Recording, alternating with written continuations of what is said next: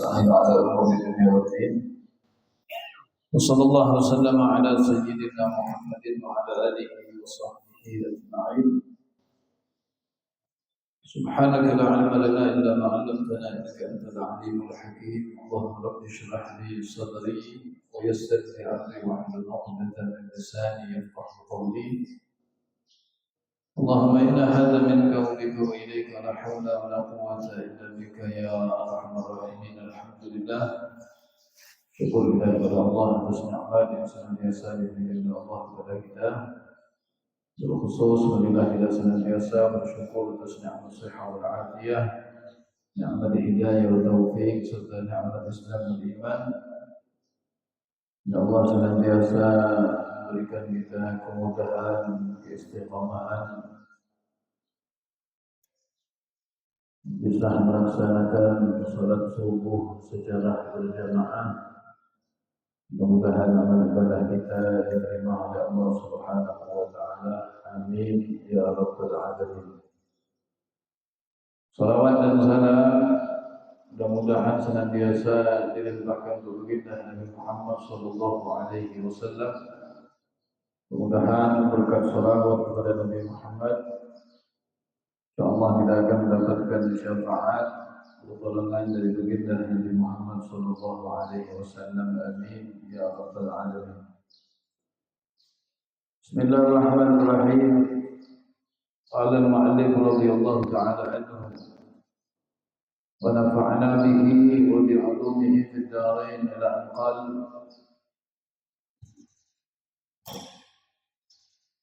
qala haddatsana al-faqih Abu Ja'far haddatsana Abu al-Qasim Ahmad bin Hamzah haddatsana Muhammad bin Salamah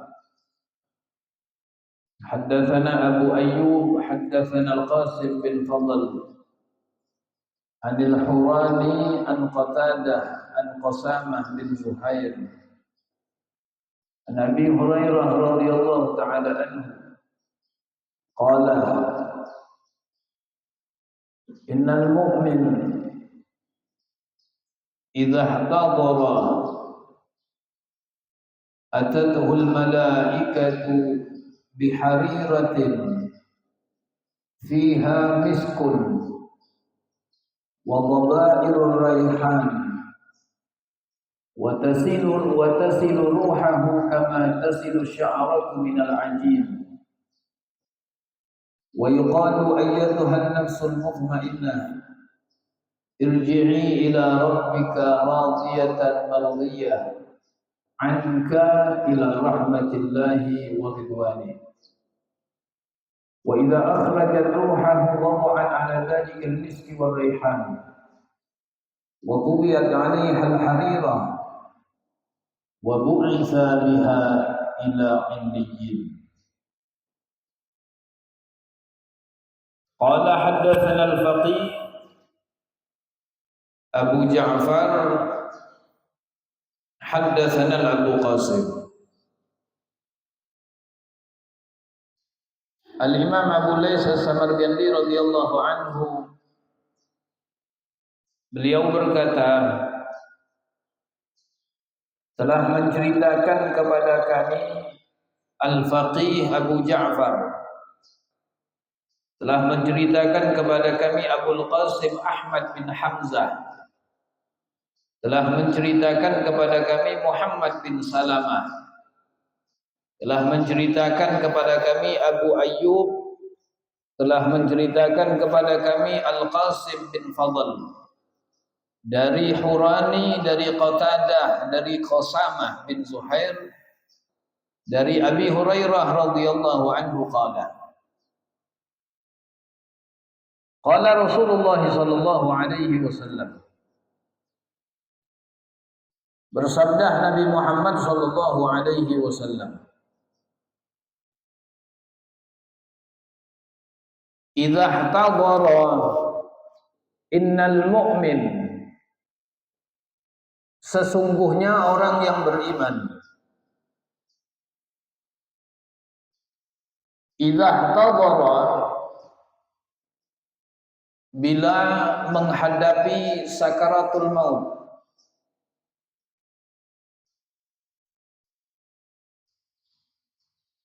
Atathul malaikatu bihariratin, datanglah malaikat kepadanya dengan membawa kain sutra, fiha miskun, di dalamnya terdapat minyak misik,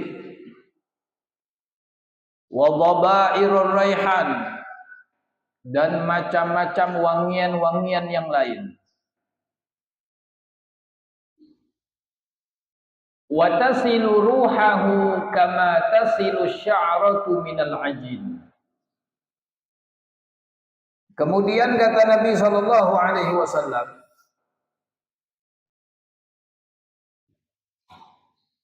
ketika seorang mukmin menghadapi sakaratul maut, maka datang kepadanya malaikat membawa kain sutra yang di dalamnya terdapat minyak misik dan berbagai macam wangian. Kemudian malaikat tersebut mengambil ruh orang yang beriman tadi, kama tasilu sya'ratu minal ajin, seperti seseorang yang mengambil rambut, ya, seperti seseorang yang mengambil rambut yang berada di apa namanya itu, ajin itu adonan atau tepung. Ya. Rambut itu kalau berada di dalam tepung, kita mengangkatnya itu nyaman. Ya, angkat kayak itu aja. Wa yuqalu, dan dikatakan, ayyatuhan nafsul mutmainnah, wahai jiwa yang tenang, irji'i ila rabbiki radiyatan mardiyatan anka, kembalilah kepada Tuhanmu yang ridha dan diridhai atasmu, ila rahmatillahi ta'ala wa ridwanihi, menuju rahmat dan keridhaan Allah. Wa idza akhrajat ruhahu, dan bila telah keluar ruh hamba yang mukmin tersebut, wada'at ala dzalikal miski war raihan, maka ruh tersebut diletakkan di tempat minyak misik dan berbagai macam wangian yang dibawa oleh malaikat. Wa tuyat 'alaihal harirata, kemudian dilipat, ya, masuk ke dalam kain sutra. Wa bu'itsa biha ila 'illiyin, ya, kemudian dibawa ruh tersebut menuju tempat yang tinggi. Wa annal kafirah, dan adapun orang kafir, idza tadara, bila datang kepadanya kematian, atathul malaikatu bimashi min syi'rin fihi jamrun, datang kepadanya malaikat membawa kain dari bulu yang di dalamnya terdapat bara api. Fatunza'u ruhuhu intiza'an syadidan, ditariklah ruh tersebut dengan tarikan yang sangat keras. Wa yuqalu laha, dikatakan kepadanya, ayyatuhan nafsul khabithah, wahai jiwa yang busuk, Ukhruji ila rabbiki sakhitatan maskhutan 'alaika. Keluarlah menuju Tuhanmu yang murka. Keluarlah menuju Tuhanmu yang penuh dengan amarah dan engkau dimurkai olehnya. Ila hawanillahi wa azabih. Dalam keadaan hina dan mendapat azab dari Allah. Fa idza akhrajat ruhahu, bila telah keluar ruh kafir tersebut, wada'at ala dzalikal jamri, diletakkan di atas bara api yang dibawa oleh malaikat. Wa inna laha nasyijan kanasyidil ghilyan,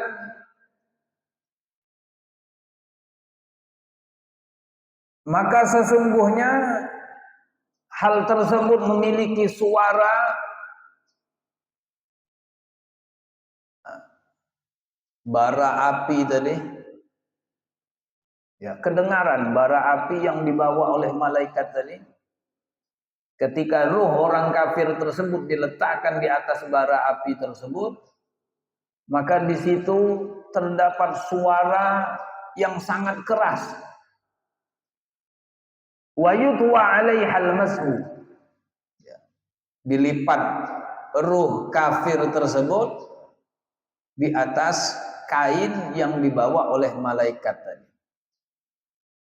Fayadhhabu biha ila sijin, kemudian dibawalah ruh tersebut menuju kepada neraka jahanam. Qala wa ruwiya al-faqih Abu Ja'far bi isnadihi an Abdullah bin Umar radhiyallahu anhuma. Diriwayatkan dari al-faqih Abu Ja'far dengan sanadnya dari Abdullah bin Umar radhiyallahu anhuma. Annal mu'min idza wada'a fil qabri, Sayyidina Abdullah bin Umar radhiyallahu anhu, di dalam sanadnya beliau mengatakan orang yang beriman bila diletakkan di dalam kubur, yuwassa'u alaihi fi qabrih, diluaskan kuburnya sab'una dhira'an tulan, diluaskan 70 hasta. Orang mukmin ketika diletakkan di dalam kubur, maka kuburnya diluaskan oleh Allah 70 hasta. Wa tanshuru alaihi rayyajin, kemudian ditaburi di atasnya harum-haruman di atas kubur tersebut. Wa yasturu bil harir, ditutup dengan sutra. Fa in kana ma'ahu syai'un minal Qur'an, maka jika seandainya si orang yang mukmin tadi memiliki sesuatu dari Al-Qur'an, artinya di dalam dirinya ada hafalan-hafalan ayat-ayat Al-Qur'an,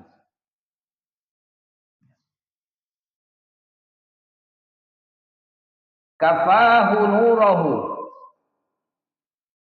maka akan mencukupi bagi dirinya cahaya Al-Qur'an. Fa in lam yakun, dan jika seandainya ia tidak memiliki hafalan Al-Qur'an, ja'ala lahu nurun mithla syamsi fi qabrih, maka akan dibuatkan baginya cahaya di dalam kuburnya seperti cahaya matahari. Orang yang hafal Al-Quran itu sungguh istimewa. Yang 30 juz, 20, 15, 10, 5, atau hafal juz ammah aja dia hafal. Atau dia hafal surat-surat penting. Ya. Atau dia hanya hafal inna a'tayna. Kulhu. Ya. Al-Falaq, An-Nas hafal dia. Maka surat-surat tersebut akan menjadi cahaya bagi dirinya di dalam kubur. Ya. Walaupun sedikit dia punya hafalan tadi. Dia cuma hafal kulhu aja. Al-Falaq, An-Nas. Ya, maka 3 surat tersebut akan menjadi cahaya baginya. Ya, ya mungkin cahayanya kada terlalu terang. Ya, beda lawan yang hafal 30 juz.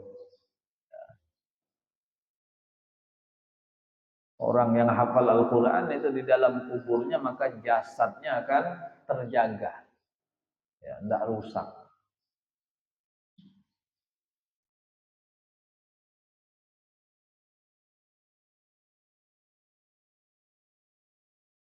Wa annal kafir, adapun orang kafir, yadhiqu alaihi qabruhu hatta tadkhula adla'ahu fi jawfi.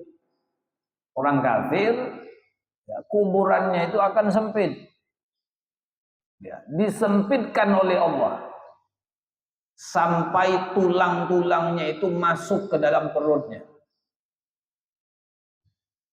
Wa yursalu alaihi hayyat. Kemudian dikirimkan oleh Allah di dalam kuburnya ular yang besar. Ka'amthali a'naqil bakhti. Ular tersebut ya, besarnya itu seperti leher unta. Ya, ular. Fata'kulu lahmahu hatta la yadharanna 'ala 'azamihi lahman. Maka ular tersebut memakani dagingnya sampai tidak tersisa ya, daging di atas tulangnya.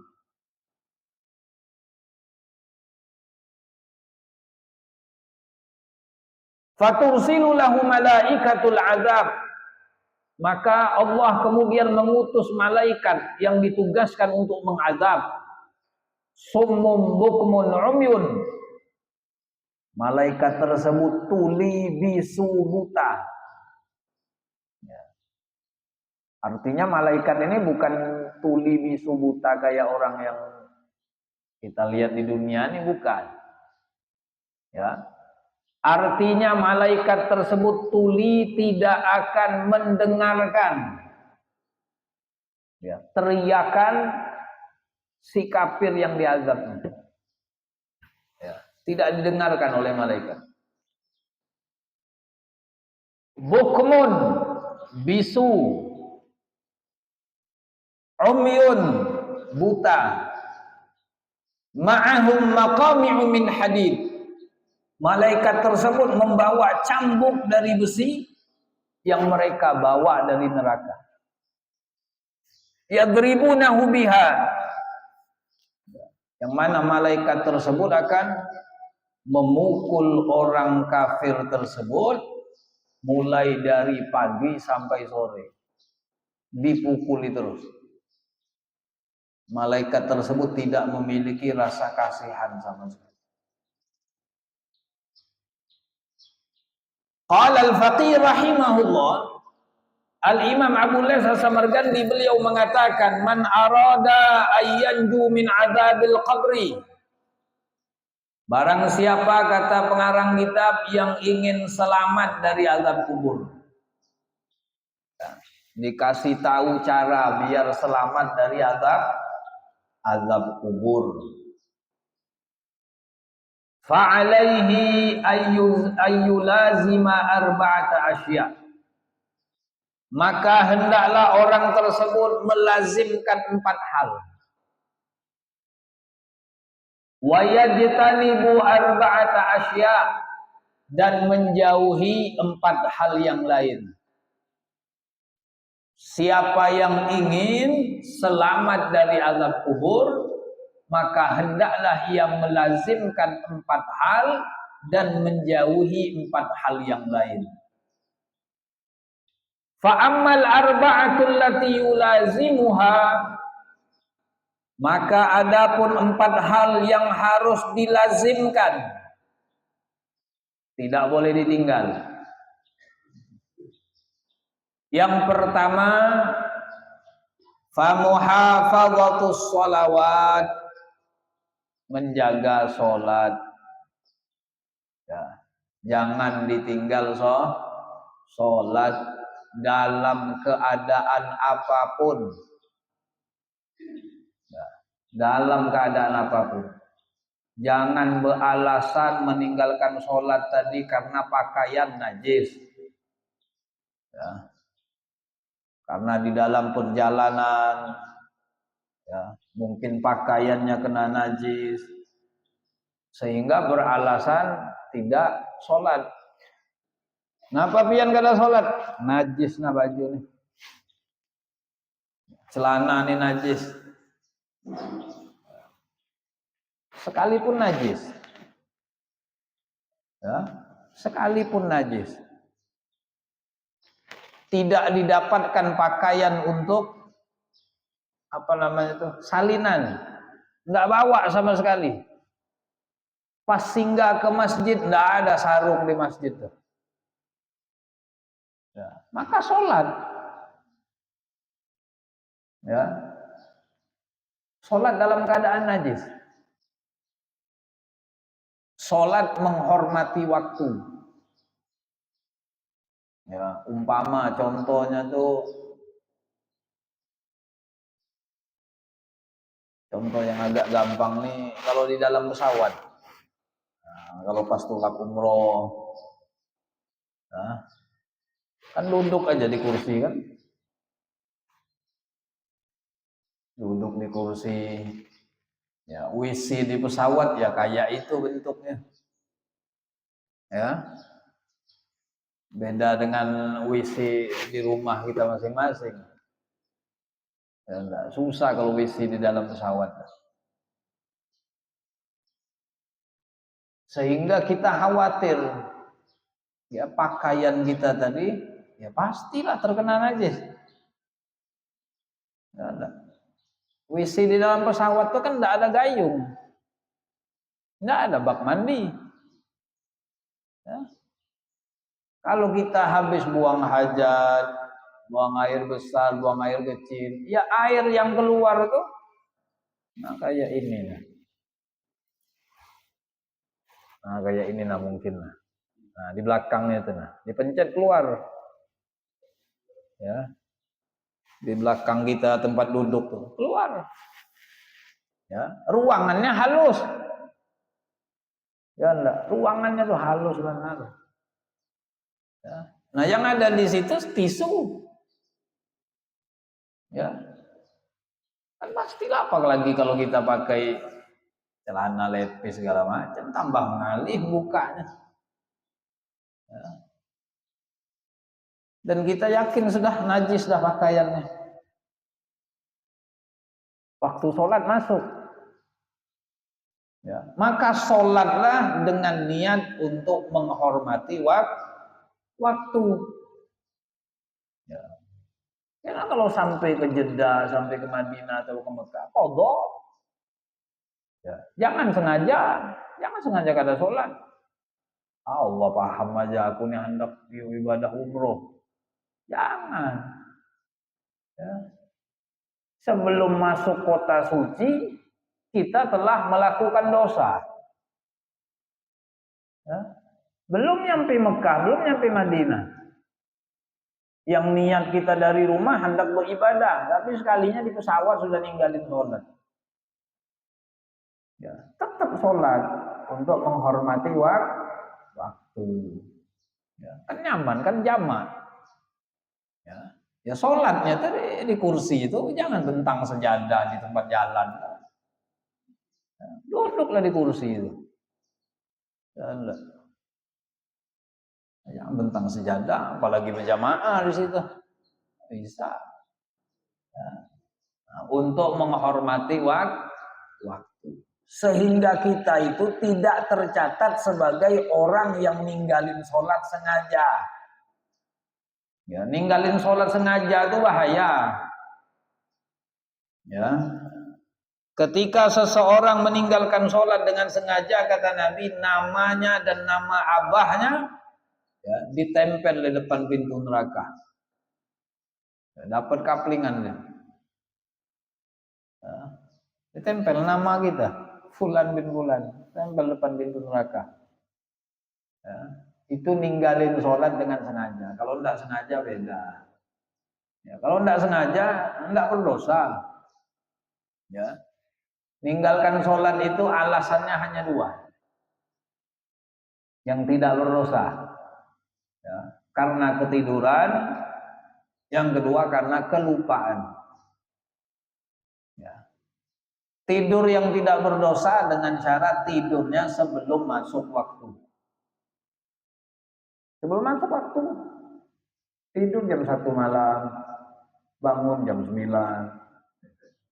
Istiqomah, rutin ya, tiap hari. Ya, tiap hari dia kayak itu terus. Ya, tapi dia tidurnya jam 1. Belum masuk waktu subuh. Ya, kesiangan, bangun jam 9. Dosa enggak subuh tadi? Enggak berdosa. Ya. Karena alasannya tadi tidur, dan tidurnya belum masuk waktu. Ketika dia bangun jam 9 tadi, ya, tidak disunnahkan baginya cepat-cepat mengqadha. Boleh mengqadhanya habis sholat zuhur baru diqadha, tapi alangkah bagusnya diqadha segera. Ya. Seandainya orang tersebut tidurnya tadi setelah masuk waktu, ya, masuk waktu dah, dengar di azan subuh, ya, dengar Allahu Akbar, Allahu Akbar, makin aja dulu lah, anggap meluruskan badan dulu lah. Berabah dia tadi, micik HP, ditiup oleh setan. Kalau udah jam-jam kayak itu rawan, kena stumat lagi lah, stumat lagi sholat. Tapi berabah, kencingi setan langsung, ngantuk langsung gitu. Pas masuk waktu tadi dia dengar azan, kemudian dia tidur. Ya, yang pertama tidurnya tadi berdosa. Yang kedua dia berdosa karena ninggalin sholat. Yang ketiga, kalau pas dia bangun, dia wajib mengqadha sholat tadi cepat-cepat. Nggak boleh ditunda-tunda. Kalau bangun jam 9, diqadha langsung. Ya. Bangun jam 9 langsung diqadha. Kalau seandainya dia tadi, akhir aja dah, habis sholat zuhur, tambah berdosa lagi. Ya. Nah, yang kedua karena kelupaan. Lupa sholat. Nggak berdosa. Tapi lupanya tadi karena belajar agama. Ya, murojaah itu dia baca kitab. Mulai dari habis sholat subuh dia baca kitab sampai azan isya. Saking nikmatnya tadi. Ya. Atau dia baca Quran dari habis subuh sampai azan isya, saking nikmatnya dia baca Quran. Zuhur, asar, maghrib lewat. Ya. Tidak berdosa. Ya Allah, lupa. Ya. Sekalinya sudah isya. Lupa karena baca Quran, lupa karena berzikir, tidak berdosa. Ya. Tapi kalau lupanya tadi karena yang makruh, ya, lupa sholat karena bercatur. Ya. Atau karena hal-hal yang lain. Nah, yang pertama kata pengarang kitab, hendaklah orang tersebut melazimkan dirinya menjaga sholat 5 waktu. Selamat dia dari azab kubur. Yang kedua, wassadaqah. Banyakin sedekah, sekalipun yang keluar tadi sedikit. Wa qiraatul Quran, banyakin baca Al-Quran. Sekalipun yang dibaca sehari hanya 10 ayat. Yang keempat, wa kathratu tasbih, banyak membaca tasbih, banyak zikir artinya. Fa inna hadzal asya' tudhi'ul qabra wa tuwassi'u. 4 hal ini kata pengarang kitab akan menerangkan kubur dan meluaskan kubur. Ya. Jaga sholat, sedekah, baca Quran, kemudian banyak berzikir kepada Allah. Wa ammal arba'atul lati yajtanibuha, dan adapun 4 hal yang harus ia hindari. 4 hal yang harus ia hindari agar selamat dari azab kubur. Yang pertama, fal kadhibu, hindari berdusta. Hindari berbohong. Wal khiyanah, ya khianat. Wan namimah, yang ketiga namimah, madu domba. Yang keempat wal baul, kencing. Jauhi kencing. Apa maknanya jauhi kencing? Makna dari jauhi kencing di sini artinya ketika kita buang air kecil, maka perhatikan kebersihannya. Ya, perhatikan kebersihannya. Selamat dia dari azab kubur. Karena dalam salah satu riwayat Nabi SAW, beliau bersabda, tanazzahu 'anil bauli, bersih-bersihlah kalian dari buang air kecil tadi. Bersih-bersih kata Nabi. Fa inna 'ammata 'adzabal qabri minhu. Karena umumnya orang terkena azab kubur karena kencing tadi. Kebanyakan orang terkena azab kubur karena kencing tadi. Ya, ketika dia istinja, membersihkannya tadi tidak bersih. Ya. Nabi pernah berjalan lawan sahabat melewati kuburan, ada 2 kuburan, berteriak minta pertolongan. Ya, diazab di dalam kubur. Ya, didekati oleh Nabi Muhammad, Nabi ngambil ada tangkai, daun-daun yang masih hijau itu, diambil oleh Nabi Muhammad, dipatahkan oleh Nabi, kemudian ditanamkan Nabi, diandap oleh Nabi Muhammad di 2 kuburan tadi. Langsung diam 2 kuburan tadi. Sahabat bertanya, ya Rasulullah, apa yang kau lakukan? Kenapa 2 kuburan ini? Kata Nabi, tadi aku mendengar 2 kuburan ini berteriak meminta pertolongan karena diazab. Apa sebab mereka diazab wahai Rasulullah? Yang satu ini kata Nabi, gawiannya dulu ketika hidup sering ngadu domba. Ya. Dengar pandiran sini, pindahkannya ke si fulan. Si A bercurhat, ya, tentang si B, disampaikannya sama si B. Si B curhat tentang si A, disampaikannya ke si A. Ngadu domba. Yang kedua kata Nabi Muhammad, kuburan yang kedua ini diazab karena tidak bersih ketika beristinja tadi. Cebok tenang. Ya, bujur-bujur. Ya. Walaupun kita umpamanya buang air kecil tadi sedikit, tapi ngambil banyunya 5 gayung, ya nggak apa-apa, karena untuk kebersihan. Ya, mengeluarkan air kencingnya sedikit, tapi nyiram pakai banyunya banyak, bagus. Biar bersih, tapi kalau wudhu jangan cuci tangan kanan sampai 5 gayung, nggak boleh. makruh. Ya. Pakai keran, ya enggak secukupnya ngidupin keran, jangan sampai full. Kalau full kan kada nyaman juga. Kita nampung banyunya tuh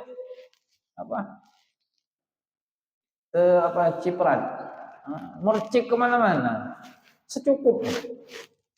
Ya, buat kumur-kumur, jangan terlalu berlebihan, makruh. Ya. Kata ulama, sekalipun orang tersebut berwudu di lautan besar, di sungai yang besar, nyuci muka segayung. Ya. Walaupun dia di sungai kan banyak banyunya. Dia ngambil wudhu pakai gayung, nyuci muka lu sekali langsung satu gayung. Oh, apa banyak juga nah banyunya. Kan tidak boleh, makruh. Ya, secukupnya. Nah, ini yang disebutkan oleh Nabi SAW, bersih-bersihlah kalian ketika buang air kecil. Karena umumnya orang terkena azab kubur dari tidak bersihnya mereka di dalam membersihkan ketika membuang air kecil. Nah, itu yang disebutkan oleh baginda Nabi Muhammad SAW. Mudah-mudahan Allah Subhanahu Wa Taala senantiasa memberikan kita keberkahan, mudah-mudahan apa yang kita baca bermanfaat, mudah-mudahan bisa kita amalkan bersama-sama. Amin ya rabbal alamin.